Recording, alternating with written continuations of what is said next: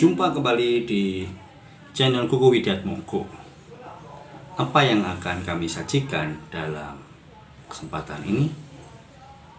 Lihat tayangan berikut ini. Klik subscribe, nyalakan lonceng, klik like, klik share, beri komen gratis. Tapi menjadi inspirasi gitu loh untuk siapapun, paling enggak generasi muda. Amin.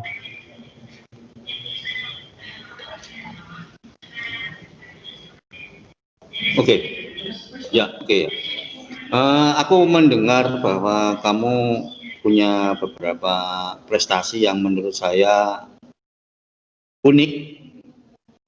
Unik karena di tengah generasi milenial saat ini kamu punya potensi yang luar biasa. Kalau di tengah yang lain tuh game gitu kan, tapi saya dengar kamu interest menekuni dunia perwayangan, betulkah? Betul. Bisa menceritakan Gus, coba. Sejarahnya ya. Ya, sejarah atau pergumulanmu, sejarahnya dulu lah. Hal apa yang menarik sehingga kamu tidak interest di game tapi di dunia budaya lah, wayang atau apa? Sebetulnya pertama kali itu saya mengenal dunia wayang sebagai orang benar-benar biasa ya. Belum mengenal sama sekali wayang itu saat kelas 3 SD. Saya kelas 3 SD pada saat itu tidak pernah tahu ada kebudayaan wayang. Kemudian oleh sekolah pada waktu itu ada tugas seni apresiasi bahasa Jawa untuk membuat wayang dari kertas. Nah, wayang kertas itu saya bikin dari A4, saya gunting sendiri, kemudian oleh orang tua kemudian ngelihat kok anaknya ini gunting-gunting wayang kok pas gak jelas gini, terus orang tua peka kemudian membelikan bukan seperangkat wayang yang besar ya, seperangkat ya semacam pakaian kecil cuman 30 sentian, 30 senti. Wayangnya cuman Punokawan, Pandawa, Gunungan dengan Dewi Sinto kalau tidak salah. Terus kemudian dari situ saya mulai belajar, mulai membaca Cita Rakyat pada awalnya, Cita Rakyat. Kemudian saya menekuni terus, saya belajar Cita Rakyat itu sekitar kelas 4 SD. Saya pertama kali punya wayang Punokawan dan wayang Pandawa. Kemudian dari situ saya dengan teman-teman pada waktu itu ada semacam proyek, kemudian ya sudah menggelarkan satu lakon hanya 10 menit karena terhalang waktu. Semar dadi ratu atau Semar turun ke bumi pada waktu itu. Sayangnya pada waktu itu ada kendala-kendala mati lampu. Jadi itu memang pada saat itu tuh secara tiba-tiba hujan, kemudian mati lampu. Jadi yang awalnya kita ingin mempersembahkan wayang dengan ada tampilan di belakangnya ada gambar rumah keraton, jadi seperti pewayangan zaman dulu lah. Jadi benar-benar melihat wayangnya saja. Dari situ kemudian Saya menekuni kembali Cita Rakyat di perpustakaan, saya sudah baca semua. Kemudian saya pada kelas 4 juga menjadi guru guru cilik pada waktu itu untuk anak kelas 3. Untuk anak kelas 3 mengajar wayang kulit pada waktu itu. Jadi saya menggunakan beskap, menggunakan sewek, kemudian mengajar mengenai wayang kulit. Wayang kulit ada apa saja, apa filosofinya, begitu. Kemudian setelah itu saya mulai mengerti mengenai wayang itu. Wayang itu yang menurut saya pertama kali yang membuat saya suka itu sebetulnya entah kenapa filosofinya. Jadi pada waktu itu mempunyai buku mengenal wayang Purwa, dari situ filosofinya banyak sekali. Saya tertarik filosofi dalam wayang. Saya pelajari itu, saya mengenal ada Solo, ada apa, ada wayang yang di Ramayana, Mahabharata. Kemudian lanjut di kelas 5 SD. Di kelas 5 SD itu saya secara tiba-tiba ada orang datang, ini orang datang dalam arti asli, orang asli datang itu bertemu dengan orang tua saya. Bertemu dengan orang tua saya mengatakan bahwa guru spiritual dari masyarakat Tengger pada saat itu ingin mengundang saya pada waktu itu. Jadi saya tiba-tiba datang, kemudian ingin mencari dalang wayang kulit yang merupakan keturunan orang Tionghoa pada saat itu. Sayangnya pada saat itu orang tua masih ketar-ketir, masih takut. Ini apa beneran atau enggak? Jangan-jangan nanti anak saya dimasukkan ke Bromo, gimana ini? Jadi oke lah, saya cari dulu apa dalangnya. Sampai saya pulang sekolah ditanya lah, nah apa namanya, apakah saya tahu gitu ya, apakah saya tahu lakon Joko Seger Roro Anteng. Nah kan saya kelas 3 SD sudah baca itu. Jadi saya otomatis tahu Joko Seger itu gimana, Roro Anteng itu gimana, terus bagaimana masyarakat Tengger itu sejarahnya.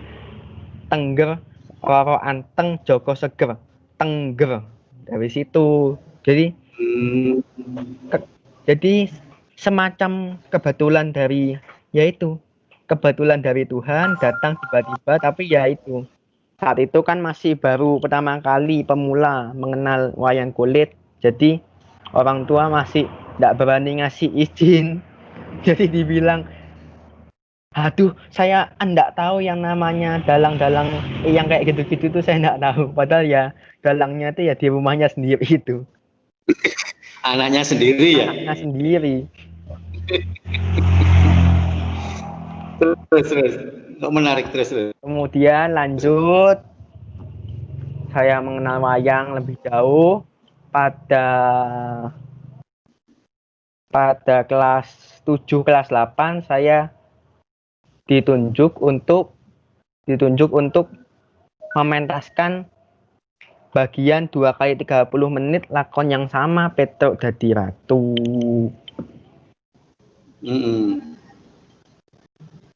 2 kali 30 menit di saat itu di gelanggang olahraganya sekolah. Wayang saya hilang 1. Tapi ya saya jadi wayang saya tiba-tiba hilang. Iya. Tokoh Yudhistira tiba-tiba hilang, ya saya ikhlaskan lah. Kemudian berlanjut kelas 8. saya ditunjuk kelas buat saat itu pensi di dalam sekolah. Jadi bukan pensi antar sekolah, tapi masih pensi dalamnya sekolah. Itu lakon yang sama lagi, Petuk Dadi Ratu lagi. Jadi sudah seperti Hmm. lakon andalan, Petuk Dadi Ratu. Saat itu digabungkan pementasan wayang kulit dengan saat itu hip hop dance. Jadi saya pertama Oh, kali kolaborasi ya. ya kolaborasi. Jadi sudah mulai seperti itu. Jadi pertama kali pementasan, lanjut nari hip hop, terakhir pementasan lagi gitu. Saya mengenal wayang kulit terus menerus sampai sekarang sudah mengenal suluk, mengenal janturan. Kemudian kemarin saya memperkenalkan eh, salah satu jenis wayang yang hilang, wayang Madura. Loh, wayang Madura. Sudah hilang sejak tahun 2010. Saya buatkan karya tulisnya, saya berikan ke Odisea di UM tahun ini. Oh, yang ikut lomba itu ya? Ya, kemudian syukur Hmm. kepada Allah berhasil mendapat peringkat juara 1 LKIN. Hmm. Saya juga kemarin waktu BKSN memperkenalkan wayang kulit, namun dalam lakon Kamiosan Kristus, kelahiran Kristus. Oh iya? Dan menggunakan tokoh-tokoh wayang kulit Powa. Kemudian mendapat peringkat Hmm. 3, bertutur kitab suci. Oh, Begitu. Itu kira-kira sejarah dan dinamikanya. dinamika. Nah, Sebetulnya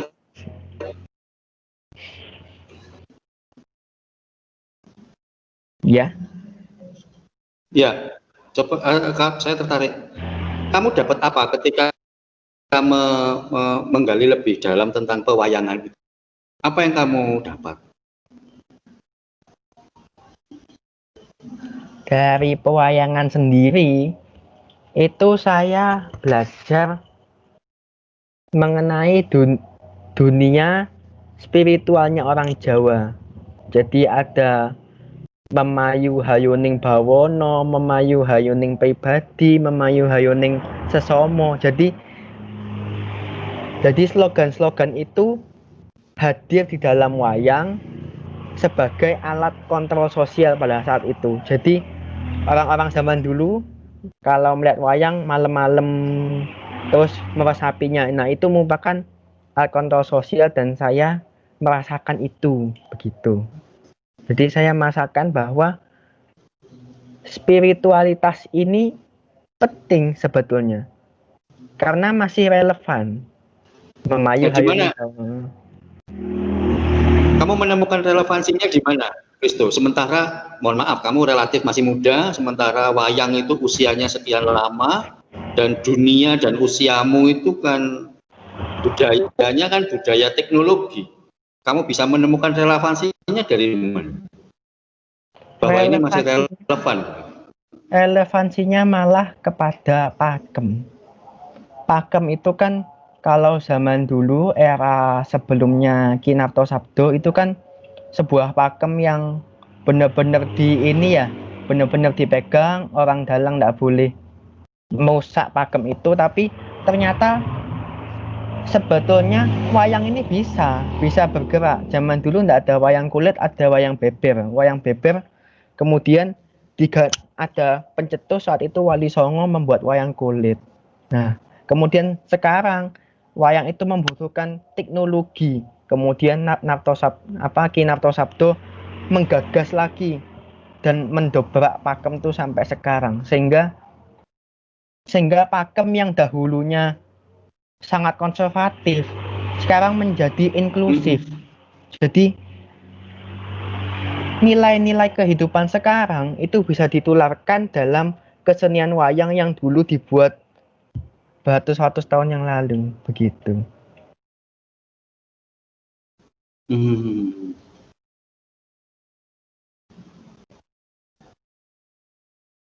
Nah, yang menjadi agak menggelitik saya itu adalah sisi sisi kognitif, cara berpikirmu sekarang, Kristo. Bagaimana cara berpikirmu bahwa pertama kamu dapat wayang itu apakah tidak ada pergumulan dalam dirimu? Kenapa? Boleh tolong diulang?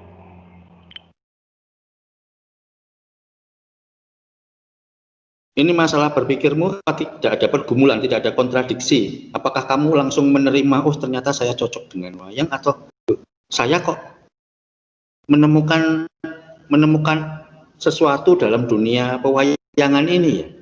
Atau saya kok aneh, sementara usia remaja saya di tengah era gadget kok saya lebih interest ke wayang. Ada suasana kebatinan seperti itu enggak, Kristo? Kadang-kadang saya berpikir di usia saya yang saat itu pertama kali masih umur 10 ya, kelas 5 SD, tiba-tiba sudah bertemu dengan dunia, dalam arti dunia spiritualnya orang Tengger saat itu kan, karena berhubungan dengan ritual Kasodo saat itu. Jadi kan itu kan sebuah dunia spiritual yang dipegang orang Tengger. Saya sebagai seorang remaja pastinya kadang-kadang memiliki pergumulan. Anggapannya kenapa saya tiba-tiba bisa masuk, kemudian terjebak masuk ke dalam dunia wayang. Ya, terus. Kemudian pergumulan apa? Pergumulannya seperti ini. Contohnya, orang lain saat itu di SD-nya saya, SMP kan ada bahasa Jawa.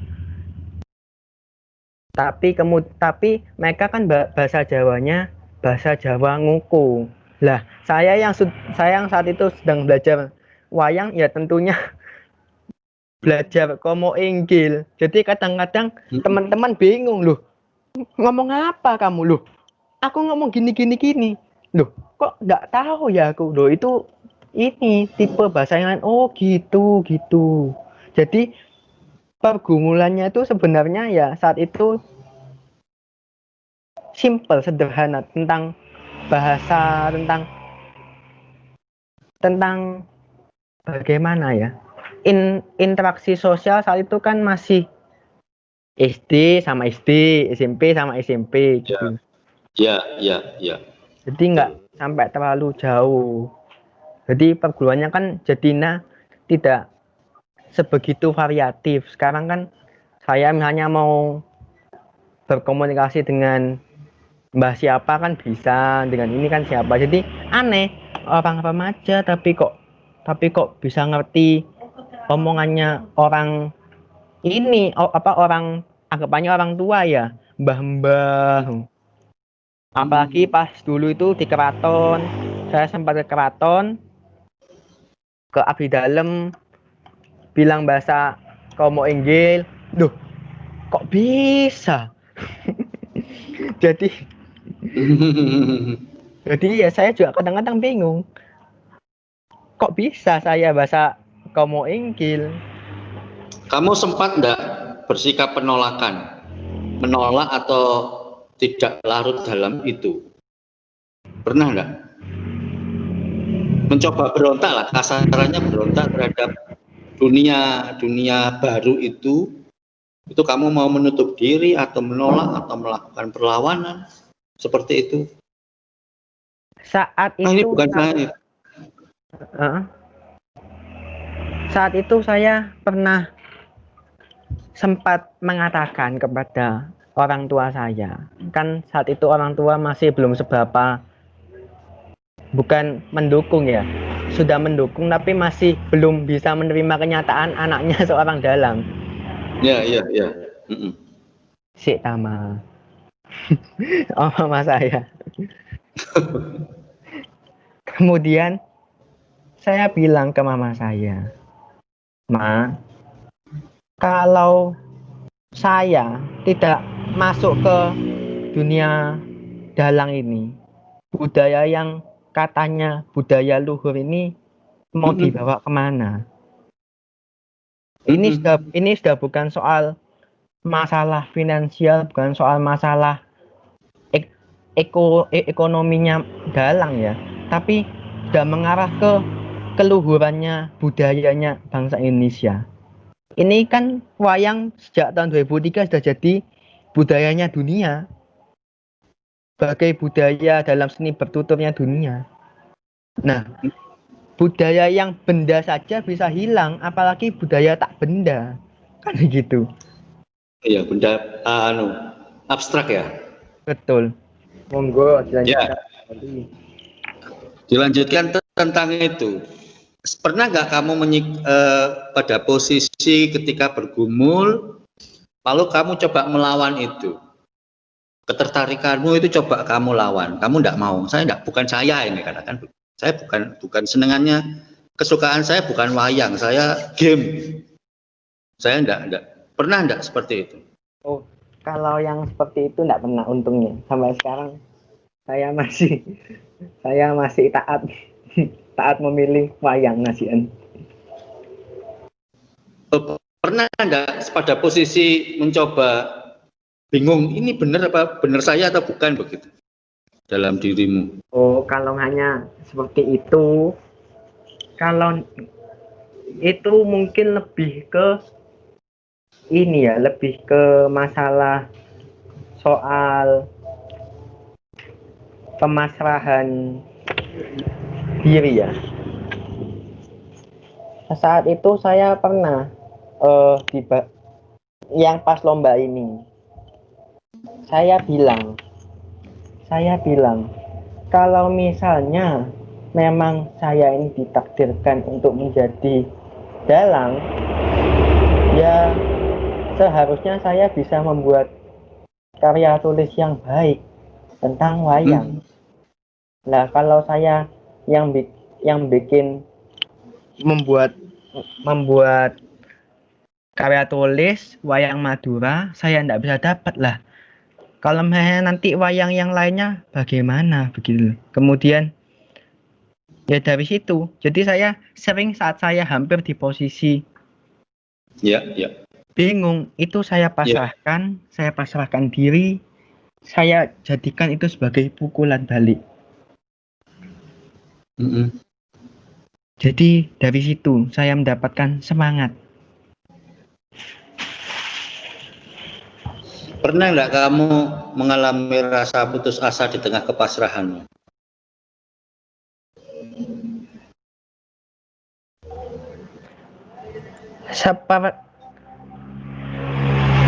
Sepertinya tidak, tapi kalau membahas soal ada yang menanggap atau tidak, iya.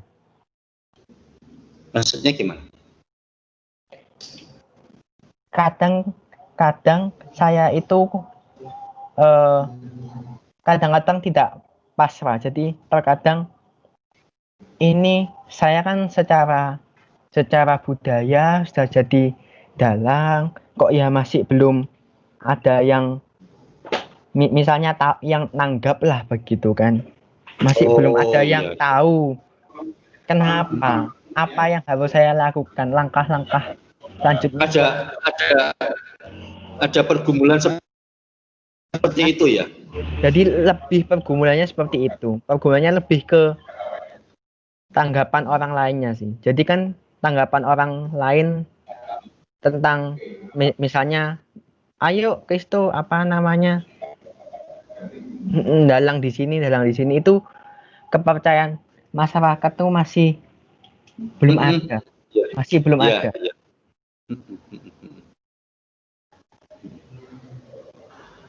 Baik. Untuk Dimas, selain media sosial, fungsi apa yang bisa? Selain itu ada lagi? Tidak ada. Jadi lebih ke ya. Saya ini dalang, tapi orang-orang di sekitar saya kok tidak banyak yang tahu. Kalau tahu bahwa saya dalang, kenapa saya tidak diberi tempat untuk melestarikan budaya Jawa, terutama wayang itu ya. kewirangan panggonane bahasa ininya. Kehilangan tempat. Kehilangan tempat lah, itulah. Kalau Mas berbicara tentang kehilangan tempat bagi dunia wayang, menurut Kristo, Maksudnya bisa diulang?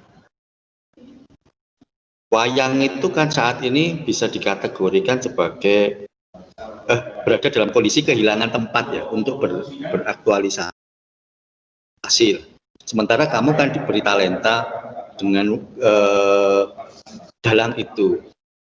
Kira-kira di sekitarmu, apakah memang sudah banyak yang tahu bahwa kamu dalang atau memang belum banyak? Di lingkup instansi pendidikan, maksudnya seperti SMA, SMP, guru-guru, beberapa orang itu sudah banyak yang tahu, landscape sudah tahu, tapi yaitu masyarakat ininya, masyarakat daerah, jadi lebih ke luasnya lagi tuh tidak ada. Jadi hanya sebatas katanya orang ada dalang ini, katanya orang ada ini, jadi ya sudah terhenti di situ. Oke. Ya, jadi gini Kristo, nah aku mohon izin juga, ini kan posisinya wawancara direkam ini ya. Nah, maksud saya nanti kebetulan saya punya channel di YouTube. Mohon izin nanti saya upload di YouTube saya, di channel saya bagaimana? Boleh, monggo. Gitu ya, saya mohon izin dulu. Nanti siapa tahu ada kesempatan lagi akan terjadi wawancara ngobrol-ngobrol seperti ini dengan Kristo terkait. Saya juga Jawa, tapi untuk wayang itu tidak diberi karunia atau talenta, tapi interest untuk menggali hal-hal terkait dengan budaya yang tidak ada tempat untuk saat ini. Untuk sementara itu dulu ya Kristo ya. Baik. Terima kasih. Sukses. Salam buat keluarga Mama Papa. Oh ya. Terima kasih. Nanti saya kontak lagi ya. Iya, Pak. Ya. Terima kasih. Terima kasih. Baik, terima kasih. Terakhir untuk pada bulan, promosi dari mulut ke mulut bagaimana yang bisa kamu lakukan?